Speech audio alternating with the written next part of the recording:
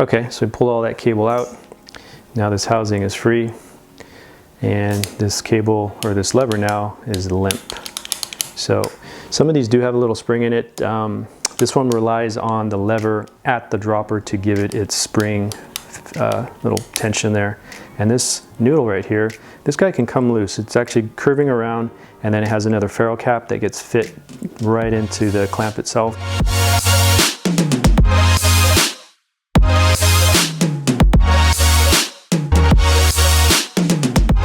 So actually I could probably pull that out.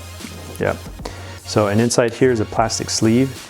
Good thing to inspect. That plastic sleeve can get pretty dirty, pretty corroded, could get full of dirt and cause a lot of resistance. You might feel some issues there. And this is the barrel adjuster that can screw in and out. So if I wanted to, I can unscrew this guy. So I'm unloosening, and it's actually backing out this way.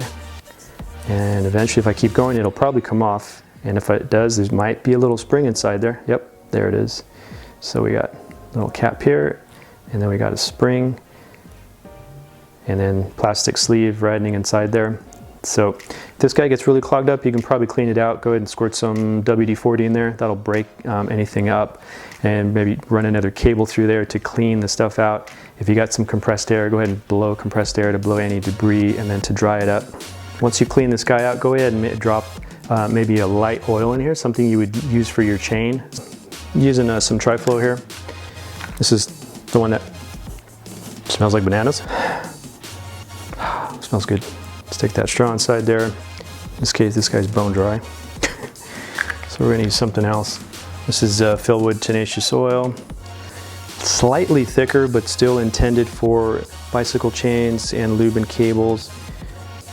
But I'm gonna put 1 or 2 drops in there. No need to go too crazy. You put too much, it's just gonna end up coming out the ends, and then it's gonna attract dirt, and it's gonna get all sucked up in there. So make sure you do have a ferrule cap on this particular model. And shove that in all the way. And then I'm actually gonna put some lube on these threads over here. So you wanna wipe them clean first. Watch out for your spring. And just wipe this guy clean.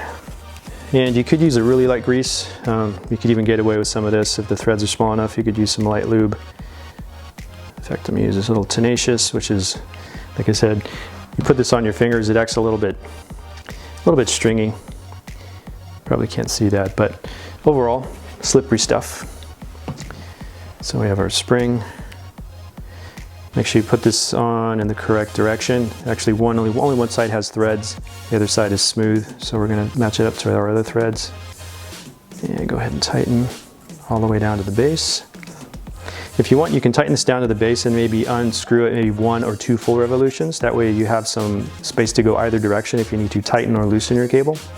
Not a bad idea. And then your lever right here, this one is moving pretty freely.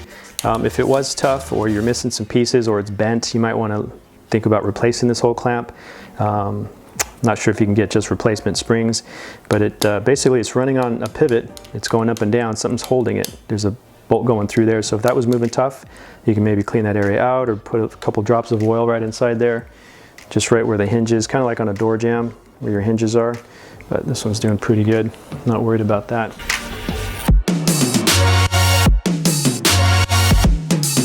All right, let me know if you guys need more help on this, any more diagnosing issues going on. Thumbs up if you liked it, so don't forget to subscribe, and there'll be a lot more stuff coming up with a lot of helpful information. See you next time.